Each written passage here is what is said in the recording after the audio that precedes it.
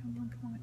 This is Donna, and we are live at CBA Unite in Nashville, and I'm thrilled to be here with Nanette. She is going to share a book that's based on a true story, and just is like very like deep, I would say, and a lot of tips for people who have either know somebody in this situation or have been through it themselves. So, Nanette, I'll let you tell a little bit about yourself and then about the book. Sure. So I live in Raleigh. I'm married and have 4 children. And Denial is my first book.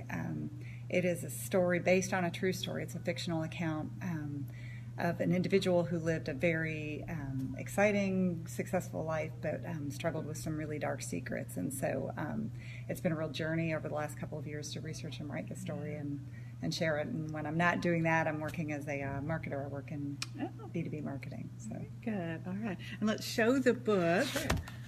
It's Denial, Abuse, Addiction, and a Life Derailed. And so kind of give them, because what I was reading is it's like because of something that happened in their childhood, like how they handled their life, you don't realize sometimes the impact it has on the decisions you'll make. Absolutely. Yes. So this is the story of an individual who in the accounting became a millionaire at 35, was married with 5 children. So from all of the outward measures had an incredibly successful life. Enviably so, and yet was leading a double life unbeknownst to anyone close to him. He ended up committing suicide in 2009, and it was at that time that those secrets started to come out. And so it ended up that he had been sexually abused as a boy at the age of 12 and just never dealt with that. It's not uncommon, particularly with men, to not share those secrets. And so not sharing that and the burden of carrying that led him into a double life that was quite dark and eventually consuming. Yeah, wow, very good. So you speak, I know, on several topics, and one of them is parenting the prodigal. So I was going to see if you would share just maybe one either piece of advice or one tip that you would give when you speak about that. I think so. Yes, we have 4 children, and so inevitably you'll have at least one prodigal season. I think. So I have 3 sisters. We're not going to discuss which of us is the prodigal. It's definitely a hat that can change. That's true. I've probably worn it at least once, I'm sure. But so I think what we learned was a couple of things. One was to know who the enemy is. That the enemy in those battles is not your child, but your child really wrestling with evil. And being really strong and standing against that evil, setting really clear boundaries, and delivering unconditional love in the midst of that. So, and I think as a parent, knowing that, recognizing when it's not an incident and has turned into a pattern, right, and really settling in for the battle and being faithful in that walk. I think a lot of times, and I know one of the fears we battled was alienating our child, and yet every time we ease those boundaries, the bad crept back in. Yeah. So it's only by, I think, a lot of strength, a lot of prayer, and really, really hearing God's call to be strong for the sake of your child that we were able to walk through that. Oh, very good, very good. You also have one on personal branding. So that probably comes from your marketing side. So give us a tip on that one. So personal branding, just like with the secular clients that I work with, part of my company is called Big Rock Ideas. And it's that whole notion of knowing what your big rocks are and then pouring the little things around it. And so the same thing applies personally, and I always teach my children about this too. Really identify who you are, what your core values are, and build around that and own it, own your identity, so that when you speak about yourself or someone compliments you, you can reframe it against that thing that you're really good at. So one of my spiritual gifts, and I think part of what helped me write this story, is for truth, that I'm able to speak truth in a really clear way. And through God's instruction, I've learned to do that with grace. I didn't always do it with grace. But so I own that, and I talk about speaking truth and having the courage to speak truth in places where other people don't. And so as you own that identity, I think you're blessed with more of that. Wow, I love that. I love that. And about sexual abuse. So what do you talk about there? So really what I've learned in writing this story, but first through my own experience, I was actually a survivor of sexual abuse. I was abused in high school and never really thought that it affected me. And it wasn't until a couple of years before I was aware of the call to write this story, but I hadn't tackled it yet. God kind of brought that back in my life and taught me some really valuable lessons that became the cornerstone for this story. The main one was that if you can't experience intimacy in your personal human relationships, you're limited in your ability to experience it with God. And so that is one of the side effects of sexual abuse for men and women almost consistently. And it really taught me to view this and approach the issue as a really powerful spiritual stronghold. It's an area of spiritual warfare today, and it's a stronghold that Satan wants over people because, especially when it's infiltrated through the church, there's no more effective way to separate people from God. And I think my message is consistently that while fallen human beings commit sin, God's character is always good, and he's trustworthy, and helping people distinguish that, and just recognizing that secrets only have power in the dark, right? So that as we bring them into the light and we share those things and own the truth of the bad things that happen, it gives God the space to redeem those and use them to bless others. So that's something I was going to ask. So if somebody has been through something like this, or they know somebody who has, like, what's the, just the one piece of advice, or maybe even just that first step that you would recommend they take to not end up, in these kind of situations? So I would say, based on the data, almost everybody knows someone close to them. They probably just don't know that they've been through it, because the nature of being victimized is that you don't share it. So if you've been through it, I think my advice is consistently to share it with someone, to find a trusted person that you can speak that to and bring light to the lies that are compounding your self-contempt and the fear and the negative things that inevitably come with part of that. I think if you are receiving that information from someone for the first time, the most important thing is to receive it in love, to not ask questions, to just receive it, to affirm their worth and value, and encourage them to seek help and get support. But I think sometimes, especially if it's a family member, a parent, you want to know what happened, you want to know, right? And it is something that you really have to respect the person's story and allow them to let it unfold as they're ready and equipped to do that. That's good advice there, because I think you would want to ask all those questions.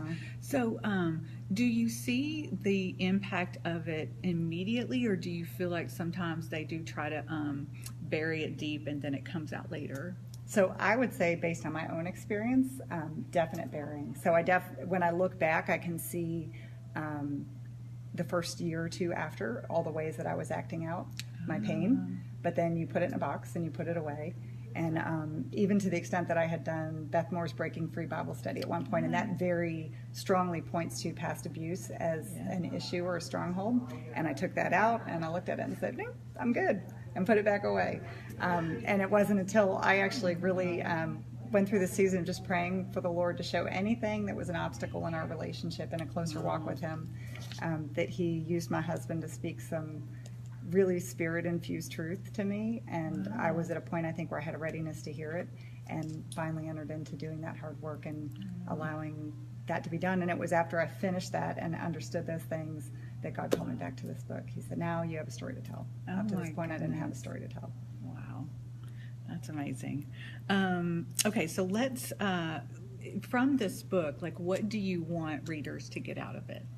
I think there's a couple things. So for people who haven't been through sexual abuse or haven't experienced it, one of the core truths for us, my husband and me, and knowing this family, was you never know what people are going through. You think you do. These were among our closest friends, and we had no idea the suffering. So just approaching relationships more tenderly and understanding that almost everybody's going through some type of battle, right, that we don't know anything about.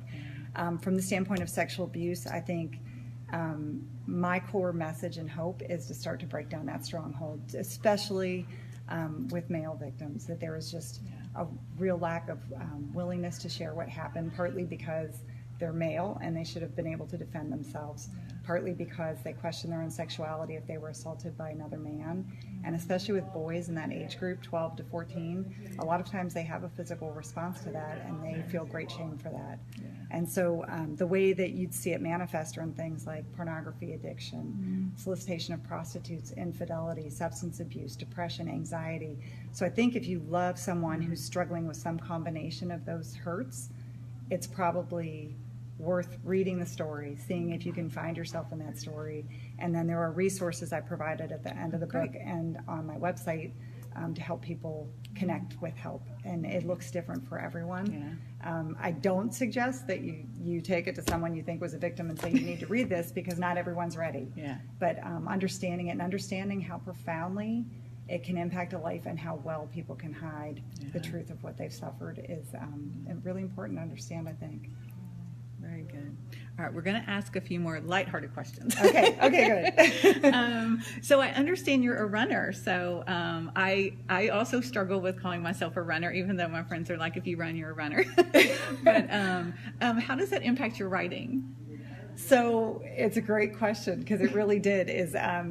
I've run a half marathon. That's been my biggest milestone. And the journey of writing a book is a lot like running, where it is the daily discipline and the training. And similarly, I didn't feel equipped to call myself a writer, right? Well, yes, I blog, and yes, I write. And so, and just owning that, and then really owning the hard work that it takes to get there. And writing a book is a marathon. Yeah. It is a long, arduous training process. And it's the journey, not the finish, right? Yeah. So it was such a delight and such an accomplishment. Personally, just to go through that year-long writing process, 2-year-long creation process. Yeah, no, that's great. That's great. What is the biggest surprise you've experienced becoming a writer? I think how hard it is to sell your book. Yeah. I thought, because I do marketing for a living, that the writing would be harder because it was a different type of writing, but the marketing would be easy, and it's not. There's so many books out there. This is it's a hard topic, so people who have been victimized don't really want to revisit it, and people who haven't don't really, right? That's not the story you want to take to the beach. Yeah. So I think inviting people who have a willingness to lean into those hard places and having the same discipline with finding the audience for your book that you had to write it and being true to that. Yeah, that's good. But the people that read it are definitely going to be impacted, And that is gratifying. Yeah. Yeah. And I guess that's the other thing I'd add is that I shared last night with our other authors from Deep River that I determined early to count my profits in lives touched, and so I keep a journal of any story I hear of someone who was impacted, so that those are the things I can treasure, those are the things I can share back with the family that the story's based on, and just let them know it's made a difference in a handful of lives. And you never know till the other side, right? Yeah. What that profit is. Yeah. Exactly. Yeah. All right. So, what is something readers would be surprised to know about you?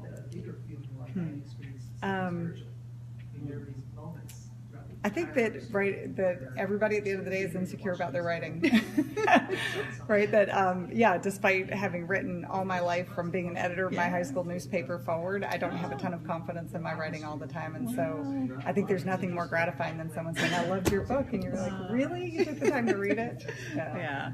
Well, and I tell readers that, because I think we are very nervous to come up to writers and authors because we're worried, we're going to be bothering them, and all of them say, "Oh no, we love to hear that someone read our book and they liked it."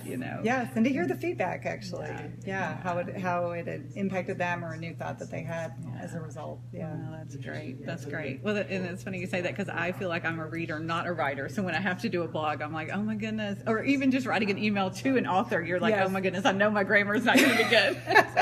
You're like, let me think about that. But all right, very good. So any last thoughts you would want to leave with the audience out there?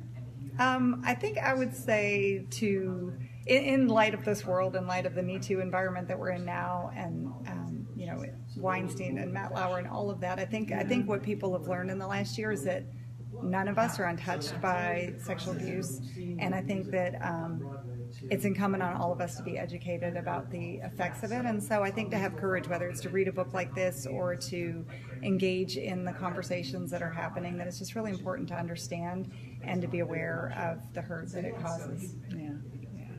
All right. Thank you guys very much. Thanks. We'll see you later.